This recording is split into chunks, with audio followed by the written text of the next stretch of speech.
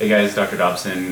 Just finishing up a day of work here, and somebody left a comment on a video asking, or I've had a few comments asking what I use to shoot. So this is the setup here. I use a 5.5 mag oroscopic through the lens with their Endeavor light, but the filming rig is the OXO 4K camera, and basically it mounts onto the oroscopics via a special adapter. So if you get one, they will ask what brand your loupes are. This happens to be the oroscopic adapter. It has two screws that mount it on, and then the unit itself is wired to an external battery pack via a USB to micro USB. It has a tiny little, just jumped right out of there.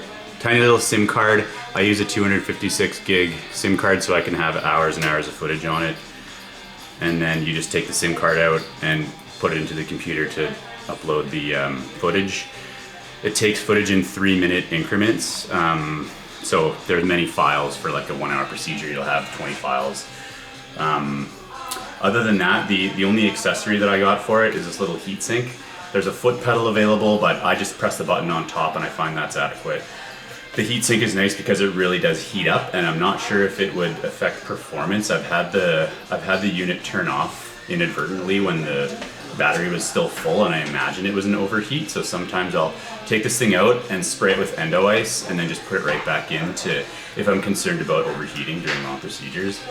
But otherwise, you know, into the adapter, it has a little swivel with a pin on it that indexes into the adapter, and then you just tighten this up. The most irritating thing about this whole setup is actually getting it centered and getting it to stay that way. So when you first set it up, getting the image right in the center can be a little bit difficult, and you'll have to play around with it quite a bit. And also if you bump your loupes, then it'll throw it off. So that's the only downside to it I see. But it would probably be better with a wireless light, but those have lower lumen than a wired one, so this is what I use. Yeah, thank you.